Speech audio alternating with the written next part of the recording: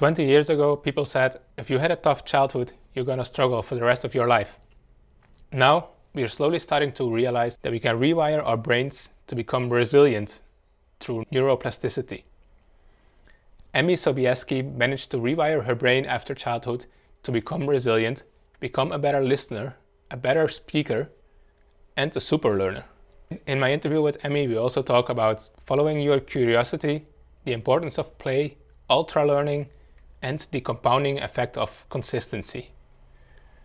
Join me for the interview. Hello and welcome to another episode in the Superlearning Professionals podcast. Today I'm joined by Emmy Sobieski.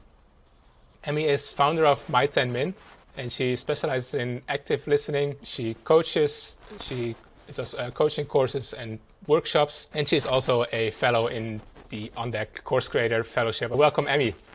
Yeah, thank you for having me, Dom. I really appreciate it.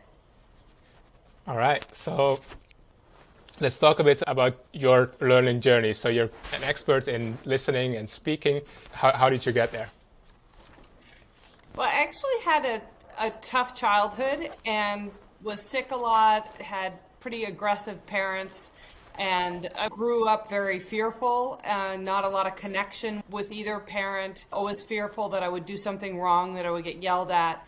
And so I came into college really with two big problems. One is I lacked communication skills, connection skills, speaking skills. And the other is I was always seeking attention because I'd never received that connection from my parents. And when you do that, then you're sharing all the time and not listening because you're attention seeking. And so it was both that I didn't know how to connect with people on the speaking end, and I also didn't know how to connect with people the active listening end. And at that time, it was basically said, if you had a tough childhood, you're going to have a whole lifetime of disease and bad relationships and all of this. But I just never believed it.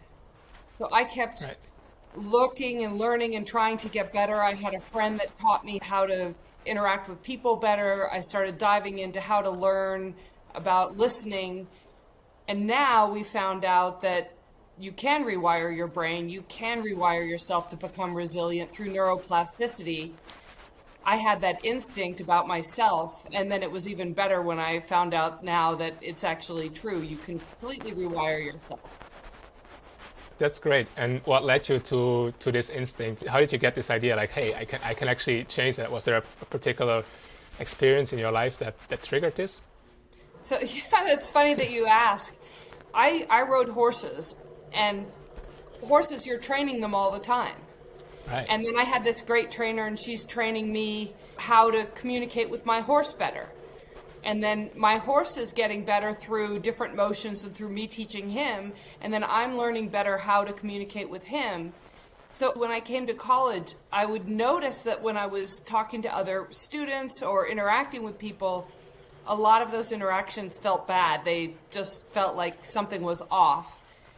And so I said to my horse trainer, can you observe me with other people and just coach me on what to do, what I'm doing wrong, what I could do better. Just if you see something, tell me what to do better, the same as you do when I'm riding a horse around and you tell me what to do better. That's really interesting. So then how did you discover that I have to focus on learning to listen actively, on learning to connect? Was this something your trainer told you or something you figured out much later? Yeah, that was much later. I think the first thing was just being able to connect with people, interact, talk about something that they're interested in. So that was really the first step. And then much later in life, I went to this yoga retreat, and they had us walk side by side with another person and reflect on what they were saying, mirror it, say it back to them. And the experience felt totally different to me. It was just wild. And that was my first introduction to really trying active listening for myself rather than just hearing people talk about it. And then my second introduction to it was when I took coactive coaching intermediate courses. And I thought, wow, I can't believe they teach you all these specific tools on how to be a great active listener, But this shouldn't just be for coaches, to everyone that wants to learn how to really connect with people and hold space. So what you intuitively felt got formalized at that point. Was that also the moment that you decided that you actually want to be teaching this? Exactly. It had such powerful implications, and you could see that just with a few tips and then practicing it, you could see just huge changes in how people felt when they were listened to. It's both sides. So when you're being an active listener, you realize it's so much easier and so much less effort required in the conversation, so much more relaxing. So it's great for people who feel like they're an introvert or they're very technical and they're a little bit nervous about connecting with people. And then from the person who's being heard, it's just this amazing feeling of being held without being held. So do you have any specific examples of how this skill of actively listening helped you in other areas of your life as well? Yeah, for my employees, I always worried that I wouldn't be a good manager. I started my career 25 years in investment management, so I managed money but not people. And now in my career, I actually manage people and work with people a lot more, and I was worried about that. It's amazing how much easier it is to manage people when you listen. You want to figure out what's going to motivate them. Ask them what they care about. It's incredible. And the thing that I found is it's not this, you've got to dive in and do 200 hours of this. It's the type of learning that you've been espousing as well, which is that there's a lot of shortcuts. If you just learn one thing, what is the one thing that'll get you 85% of the way there? What's the path? You don't have to learn everything. And this is the same with learning active listening. What's the path? Okay, use 3 to 5 words and start with the word what. And I've given these tips to people and they've gone out and tried it and had just incredible transformations just in the space of a week. One person I was talking to tried just holding space, asking open-ended questions, being curious, and within 5 days his wife came to him and said, I feel closer to you than we've ever been in our life. What's changed? Wow. Yeah, it's incredible. And that's so gratifying for me. I can totally imagine that. So how do you inspire your employees or others that you work with to acquire the same listening skill? If everybody in the team has it, that would be even more powerful, imagine. Yeah, absolutely. So there's 2 things. One is to always want to be active listening, which I believe is driven by curiosity. And then the other is that it's just not that difficult. There are just tips and tricks that you can try. Really just get into doing it right away. And so the main thing is to start with that engine. And the engine is curiosity. And that really is parallel to what you're talking about in terms of general learning systems. So my employees, I'm always asking them to be curious. So if they come to me, and I ask them to start by just saying, come to me with any questions you have. If you're trying to figure something out and you can't figure it out, come to me with the questions. And so they come to me with the questions and I say, wow, that's a great question for you to go out and find the answer to. And then they come back with the next question, and I say, that's a great question for you to go out and find an answer to. And pretty soon, they're going out and they're having questions, finding answers, having questions, finding answers, having questions, finding answers. And so they have this engine of curiosity that will then drive their entire career, their knowledge, and their life. And so that's really what I try to instill in them. I like that a lot. You re-trigger the childlike curiosity in your employees. Yeah, and then that is your engine for active listening, because if you have to take one thing away of how you could become a great active listener right today, it is to get curious about the other person. If you're truly just curious about the other person, everything else solves itself. So you use that same curiosity engine and that same sense of play that you're talking about. And I found that also to be true when I tried to learn public speaking. So how did you use that in public speaking? Are you curious about your audience, or so do you take a specific person in mind? How does that translate? Yeah, so it's really the play aspect, and it's more curiosity about your inner world and just what could happen if you gave up control and just went back to childlike play. So I had gone for years not being a good public speaker and taking a bunch of coaching, spending a ton of money, trying to go to Toastmasters and stop saying and it just wasn't working. I would just get more and more tense, more classes I would take, more coaching, I would delay all the homework. And then I read about this book, Ultralearning, which I'm sure you've read, by Scott Young. Yeah. And the first chapter talks about Michael and Tristan, who founded Ultra Speaking, and they took the Ultra Learning principles and applied it to public speaking. And their foundation is play. So their foundation is just say something, speak before you think, and play all these games with your mind until you start basically being like you were when you were 2 or 3. We've been speaking our whole lives. And then we just kind of get this governor brain, this critical brain. Imagine if you see some kids on a playground and they're playing, they're having a great time, and then some adult comes over and says, you're doing it all wrong. You're doing this wrong, you're doing that wrong. You just can imagine the kids would just stop playing completely.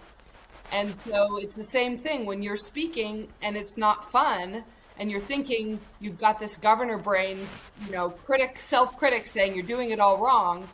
You're saying you're saying and, it just gets worse and worse. And so this idea of just bringing games and play and just throwing it out there and getting curious about what might happen completely transformed my speaking as well. I'm just practicing doing these podcasts, and I can feel I struggle sometimes to come up with the right words, but if I'm curious and ask about what a person is telling me, then the conversation starts flowing. Yeah. Absolutely. Yeah, so the moment when you read Ultralearning, was that when it clicked between this problem that you had been struggling with about active listening and active speaking and the element of curiosity? Yeah, absolutely. And curiosity and play are so tied into each other, right? Yeah. It's hard to be curious when you're critical about yourself and you're hard on yourself. It's hard to be open-minded and curious at the same time. And so when you bring play and curiosity back in, yeah, that really opened it up for me. And it was kind of a 1-2 punch. First, I learned about play and ultra speaking. And obviously, ultra learning says practice things over and over, play with it a little. Ultra speaking kind of took that play to a whole new level in terms of we just played games over and over, and then you're all of a sudden you're just speaking your authentic voice, and you can't believe how fast you've improved. And then the next year, I took the coaching course where they really focused on active listening, and it reminded me how much I had enjoyed it and how much that had transformed me back when I did the yoga retreat. And so I see those two really fitting together in terms of play and curiosity as the flywheel for life. That's great. And have you used this play and curiosity elements also to learn other skills in your life as well? Yeah, absolutely. I always thought when I was growing up that I wasn't good at languages. And this goes back to the rewiring your brain. If you tell yourself you're not good at languages, you won't be good at languages. And then later I found this great teacher for German, and I was so curious to go live in Germany, ride horses in Germany, but the only great trainers there that I wanted to ride with at the time didn't speak English. And so I needed to learn German. But I was working at a hedge fund 80 to 100 hours a week. So I didn't have time to do the normal way to learn German. So I got a tutor, and we just went and played. And we talked only about things that I found interesting. And in no time, I knew German. And I was living in Germany once the firm I was at shut down, and I was able to immediately move to Germany and know German. Very little practice, but a lot of play and just focusing on the things that I was interested in and my curiosity. Yeah, it sounds like there are almost 3 elements there, right? There's curiosity, and then the motivation because you wanted to go to Germany, and then the necessity because you're actually going there and they don't speak English. It's a really powerful combination, I guess. Yeah, it's fabulous. And then I could be over in Germany and be curious about other people and have the words to use to really connect. And I guess that kind of reinforced your motivation to keep learning. Absolutely. And then over there, they could teach me more, but they were teaching me in German. It's a funny story because the guy that taught me horseback riding in Germany taught me dressage, which is an English type of horse riding. He was this old farmer and had trained multiple horses that had been on multiple Olympic teams, but truly in his heart, he was just an old farmer, and he would stuff his mouth with muesli and then blurt out words, and muesli's flying in the air, and he would just say all these things in German, and I was like, yeah, I don't quite understand what he's saying, but my German's new or whatnot. So I looked at his daughter, who he had trained his whole life, and she's on a horse too, and I said, what did he just say? She said, oh, I don't understand him. I thought, well, there's only so much you can do with the learning. Definitely. And later I learned, because I'm so curious and I want to learn from him, I learned his special dialect of German, which was only his. And a friend of mine that I had met in Germany came down from the north to see him training me. And she's German, and she said, I don't understand a word he says. So you can learn anything. Yeah, and you said you were very time constrained when you were learning German. Is there any tips or tricks to learn a language even when very time constrained? Yeah, absolutely. I think you have to love your teacher, like all the great teachers that we see that are coming out on the internet. The great teachers are the ones that really get a lot of people following them, etc. So I think that's super exciting. I had a great teacher, and we focused on what I cared about instead of focusing on everything. Yeah. Instead of learning all the German language, we focused on the stuff at the barn, the horses. It's the stuff that I loved anyway, and it was what I was going to be learning and using. So I think there's a real power to experiential learning. I met with her once every 3 weeks for a year, and she gave me homework, which sometimes I did and sometimes I didn't. So I would just say it was 1 hour every 3 weeks for a year. And then I went to Germany. And I didn't know when I would go to Germany. I just had a feeling that the firm I was working at wasn't going to stay open forever. So I thought, well, why not? If it closed, I would go to Germany, so I'll just start learning. And it was a really fun play with her. She would just ask me in German all about the things I cared about. Horseback riding and dressage and what I was going to learn. And I would joke with my friends in Germany. I'd say, I can teach an entire dressage, I can teach a horse lesson, I can warm you up for a class, and I can't order a meal. Yeah, that's really powerful. Personalized, curiosity-driven learning. Yeah. So what do you think is necessary to be able to teach people more about first being able to rewire their brain, about neuro-plasticity, but then also maybe specifically what you're teaching about active listening and speaking? My message is it's not that hard. Even rewiring your brain, I have an app, a 10-minute app, and it's literally 10 minutes at a time. It's not that hard, but you just stay really consistent and follow your curiosity.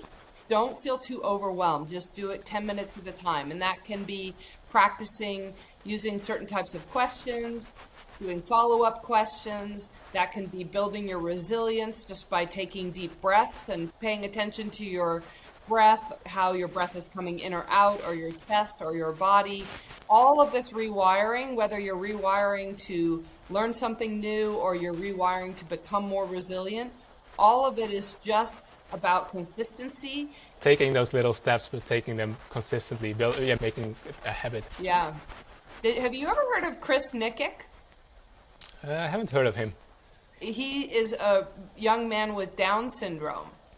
And he had 4 heart operations, like ear operations, all these different things. And he was kind of gaining weight, and his dad wanted something to motivate him. So his dad said, well, is there some kind of physical exercise or activity that you'd like to do? And keep in mind, he's a teenager and he's just had all these heart operations. He's bedridden. And he says, I'd like to do an Ironman. And his father couldn't bear to break his heart and say that's probably not going to happen. And so his father just wanted him to be motivated and excited for the future. So his father said, well, let's make a plan. And they went to various doctors, and the doctors were like, no way. And Chris came back and said, if you're going to be like that, if you're going to tell me I can't do it, then I need new doctors. And he basically came up with this idea, if I could get 1% better every single day, why couldn't I do an Ironman? Exactly, it's amazing. And in November 2020, he was the first person with Down syndrome to complete an Ironman Florida. Wow, wow. Yeah. That's amazing. And that's that consistency. Like Yeah, mathematically, exactly. if you get better 1% every day, Yeah. you can do anything. Yeah. Yeah, and it compounds, right? The better you Yeah. get, the more 1% is. That's amazing. Thank you, Emmy, for the interview. Do you have any ideas who I should interview next on this series? I think you should interview the founders of Ultra Speaking. That's a great idea. I'll get in touch with them. Yeah, I'm happy to connect you with them. Awesome. Yeah, let's do it. So, Emmy, if people want to find out more about you, what's the best way to do that? You can go to My 10 Min, which is with a 1-0, or you can go to myhealth.mba, which has courses, blogs, the app. So really, if you want to read up about all these topics, that's the place to go. And then, of course, you can find me on social media, Twitter, LinkedIn, Emmy Sobieski, or My 10 Min will work. Facebook, Instagram, I'm pretty much anywhere that you are, I'm there. Yeah, I know that. You have a really powerful social media content machine, right? Yeah, so powerful. I started the course on how to do it. Yeah, exactly.